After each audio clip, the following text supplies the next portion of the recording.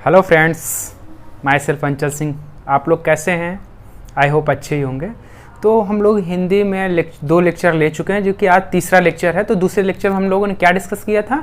वर्णमाला। वर्णमाला में क्या डिस्कस किया था? वर्ण किसे कहते हैं, अक्षर किसे कहते हैं, और वर्ण विच्छेद कैसे किया जाता है, और स्वरों के जो है कितने भागों में डिवाइड किया गया है, किस तरह करके विव्रत स्वर क्या होते हैं, अव्रत स्वर क्या होते हैं, निर्नासिक क्या होता है, अनुनासिक क्या होता है। ये सब मतलब कि जितने भागों में उन्हें वर्गीकरण किया गया, हमने सब तरह से उनको वर्गीकरण करके बताया है। तो आज हम लोग जो है व्यंजनों को जो है वर्गीकरण करेंगे। जिस तरह हम लोगों ने स्वर के बारे में पढ़ा है, आप लोग अगर इस टॉपिक को ना देखे हो तो आप लोग पहले उस टॉपिक को देखिएगा, तब आप लोगों को पता चलेगा कि नहीं कितना डीप हम पढ़ाते हैं। ठीक है, तो पहले आप उस टॉपिक को जाकर के जो है लेक्चर का जो है देखिएगा, जिसकी लिंक डिस्क्रिप्शन में पड़ी हुई है। ठीक है, तो आज हम लोग क्या स्टार्ट कर रहे हैं? व्यंजन, और व्यंजन के बारे में हम लोग डिस्कस करते हैं। देखिए, तो व्यंजन, व्यंजन को एक दूसरे नाम से भी जानते हैं। क्या नाम है? हल। स्वर को क्या बताया था? अच, और व्यंजन को क्या बताया हमने? हल। ठीक है, तो वह ध्वनि जो स्वरों की सहायता से बोली जाती है उसे क्या कहते हैं? व्यंजन कहते हैं। ठीक है, मतलब कि वह ध्वनि जो स्वरों के माध्यम से बोली जाती है उसे क्या कहते हैं? हम क्या कहते हैं? क्या कहते हैं? व्यंजन। ठीक है, तो अब व्यंजन के बारे में जानिए थोड़ा सा। व्यंजन होते कितने हैं? अगर आपसे क्वेश्चन आए कि शुद्ध व्यंजनों की संख्या कितनी, तो आपका जवाब क्या होगा? 33। शुद्ध व्यंजनों की संख्या अगर आपसे पूछी जाए तो क्या जवाब होगा आपका? 33। अगर आपसे पूछा गया कुल व्यंजनों की संख्या, अगर आपसे पूछा जाए कि कुल व्यंजनों की संख्या, तो कितनी होगी? 39, यानी कि 39। कितनी होगी? 39। ठीक है, अगर कोई आपसे पूछे कि हिंदी वर्णमाला में कुल वर्ण कितने हैं, तो आपका जवाब क्या होगा? 52। कितने होते हैं? 52। ठीक है, तो अब हम लोग क्या करते हैं कि वर्णमाला में जो है हम लोग क्या पढ़ रहे हैं? व्यंजन। अब व्यंजन को अलग अलग भागों में हम लोग बांट के पढ़ते हैं। जिस तरह हम लोगों ने स्वर को पढ़ा है उसी तरह हम लोग व्यंजन को पढ़ने वाले हैं। ठीक है, तो अब उच्चारण स्थान पे जो है, उच्चारण स्थान के आधार पर हमने जो है 4 भागों में इसको बांटा है। व्यंजन को उच्चारण स्थान के आधार पर हमने इसको 4 प्रकार में बांटा है। कितने प्रकार में बांटा है? 4 प्रकार में बांटा है। ठीक है, तो यानी कि पहले क्या होता है? स्पर्श व्यंजन। स्पर्श व्यंजनों की संख्या देखिए, इसमें से थोड़ा सा कंट्राडिक्ट है कि स्पर्श व्यंजनों की संख्या है कितनी? 25। यानी कि शुद्ध रूप से, यानी का से माँ तक की जो संख्या है वो कौन है? शुद्ध स्वर, यानी कि जो है कितने? स्पर्श व्यंजन। स्पर्श व्यंजनों की संख्या कितनी है? 25। अब कहीं कहीं मिल जाता है कि ये देखिएगा, ड और अड़ा, यानी कि 2 शब्द अलग से मिल जाते हैं, तो कहीं कहीं कितना लिख देता है? 27। लेकिन जिसको मान्यता प्राप्त है वो केवल 25 को ही है। ठीक है, तो यानी अगर आपसे क्वेश्चन में आएगा कि स्पर्श व्यंजनों की संख्या कुल कितनी है, अगर ऑप्शन में 25 है तो आपको आंखी मीच के वही लगा देना है, 25 ही में। ठीक है, तो अब ये डा अड़ा अलग से जुड़ जाते हैं। ये होते क्या है रियल में? ये क्या है? ये उच्छिप्त व्यंजनों का इनको नाम दिया गया है। क्या नाम दिया गया है? उच्छिप्त व्यंजन। क्या नाम दिया गया है? उच्छिप्त व्यंजन। ठीक है, तो अंत्यस्थ व्यंजन। अब दूसरे नंबर पे क्या है? अंत्यस्थ व्यंजन, यानी कि जो अंत्यस्थ, मतलब देखो बोली अंत्यस्थ मतलब अंदर से तटस्थ होके जो आवाज निकले। जैसे बोलो या र ल व, या र ल व, तो ये क्या है? अंत्यस्थ व्यंजन। अब दूसरा क्या है? ऊष्म व्यंजन। ऊष्म व्यंजन मतलब कि जिसमें कि ऊष्मा मतलब कि जो है गर्म मुंह, मतलब कि जैसे कुछ वर्ड बोलो तो एक गर्म सी हवा मुंह से बाहर निकले। तो स ह, यानी कि स ह, स ह। ठीक है, अब देखिएगा संयुक्त व्यंजन, यानी कि जो दो वर्णों से मिलकर जो बने होते हैं उसे संयुक्त व्यंजन होते हैं। संयुक्त व्यंजन कौन कौन से? छ, त्र, ज्ञ और स्र। छ, त्र, ज्ञ और स्र। छ, त्र, ज्ञ और स्र। ठीक है, तो अब ये उच्छिप्त व्यंजन। उच्छिप्त व्यंजन कौन कौन से हैं? ड, अड़ा। ठीक है, चलिए अब आगे हम लोग देखते हैं। इसके आगे हम लोग इनके जो है भागों के आधार पर डिस्कस करते हैं। आप लोगों ने स्क्रीनशॉट तो ले लिया था ना? हाँ, ठीक ठीक।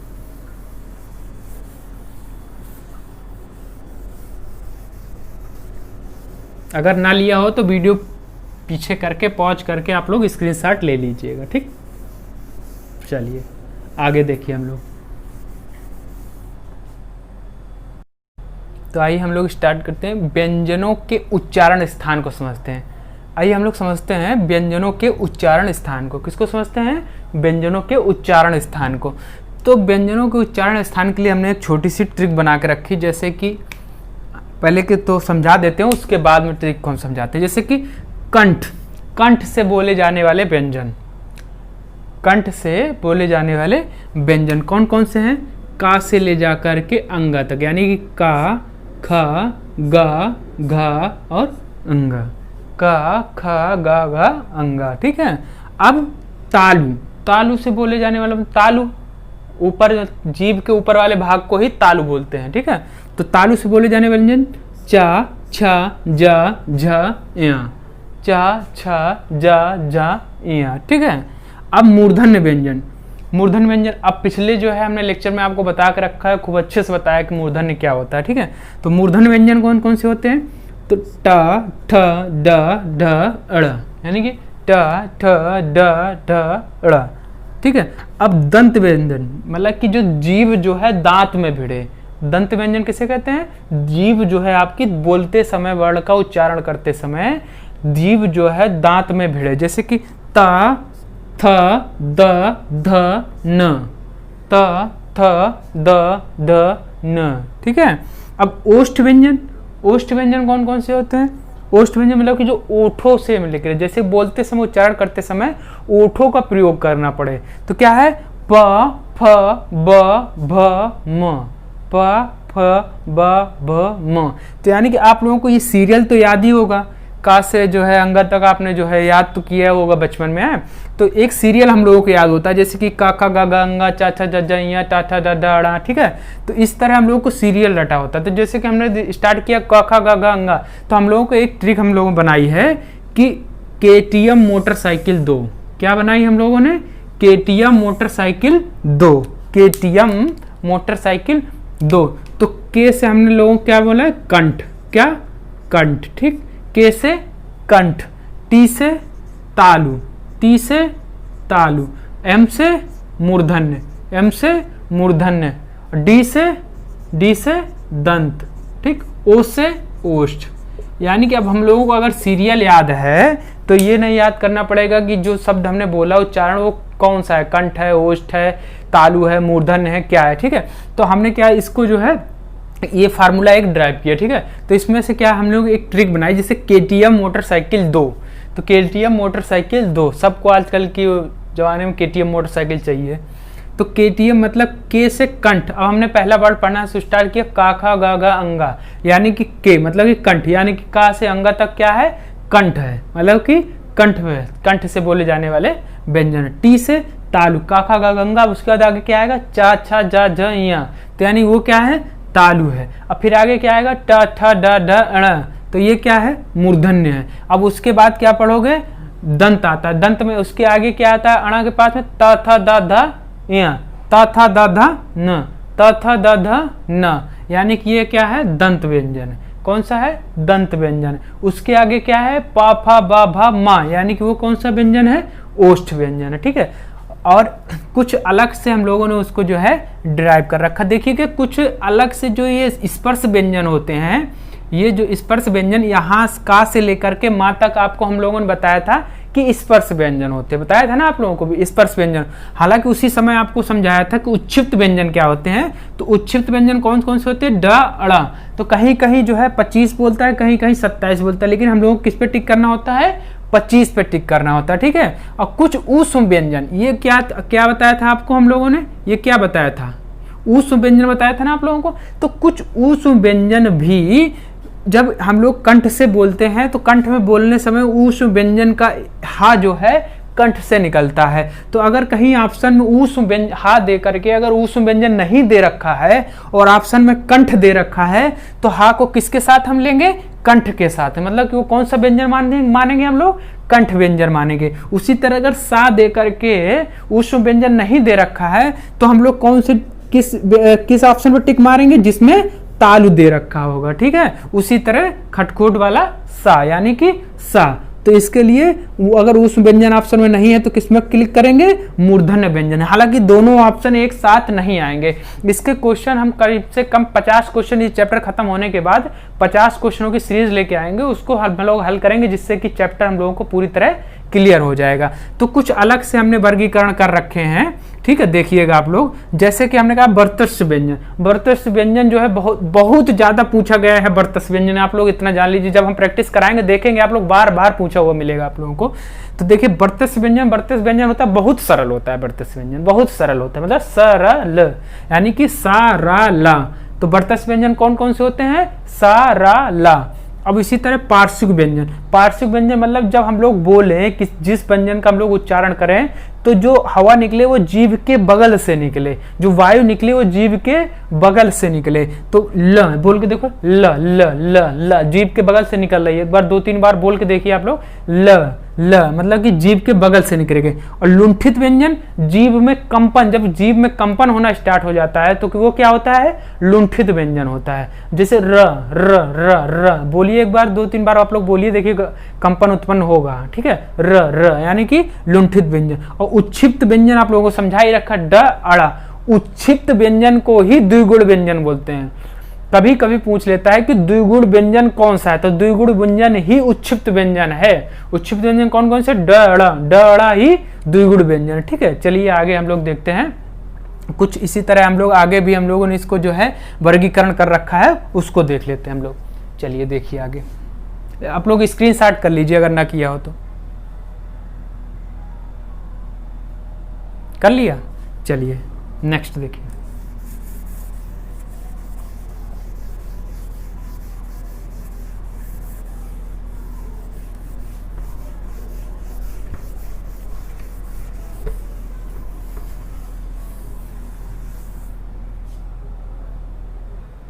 देखिए और किन किन भागों में जो है व्यंजन को बांटा गया है। देखिएगा अल्पप्राण, अल्पप्राण मतलब कि अपने वर्ग का पहले, तीसरा और पांचवा अक्षर।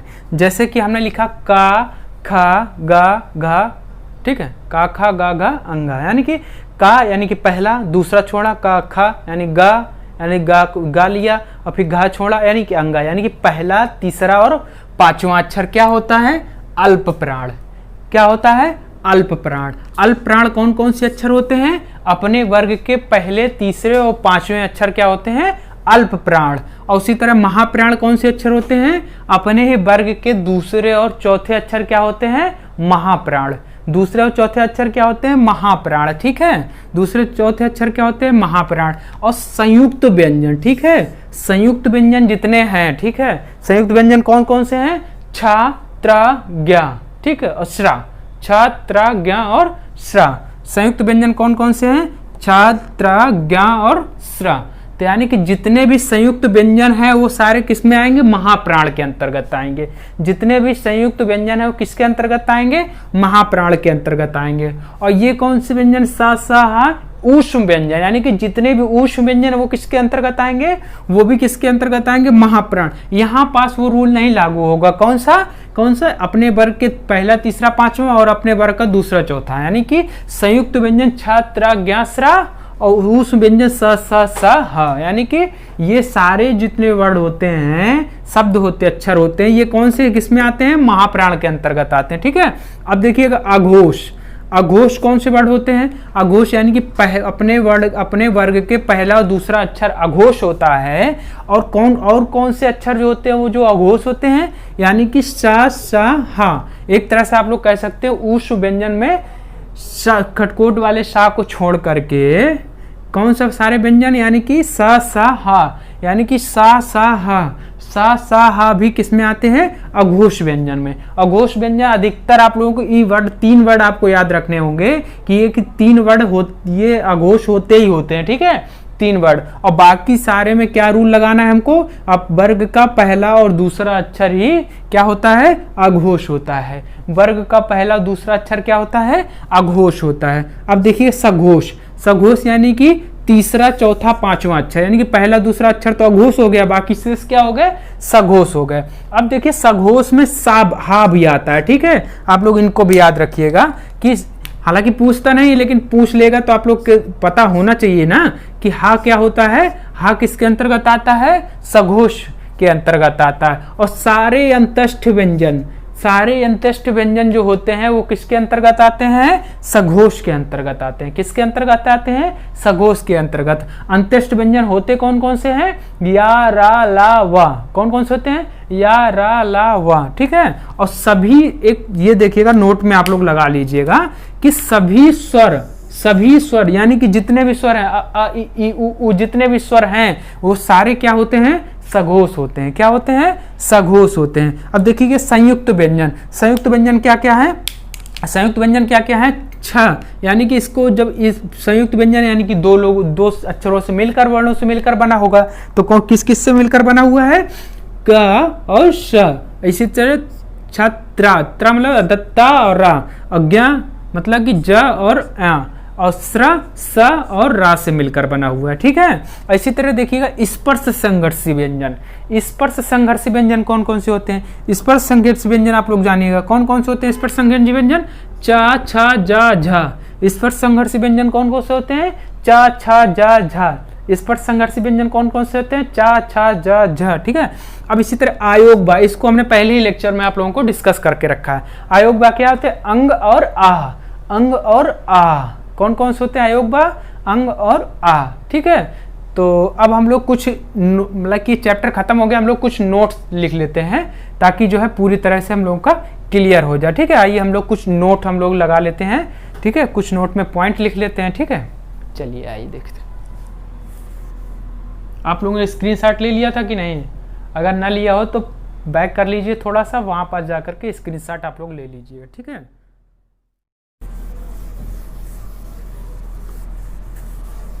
तो अब हम लोग कुछ नोट्स के बारे में आगे जो है नोट देख लेते हैं।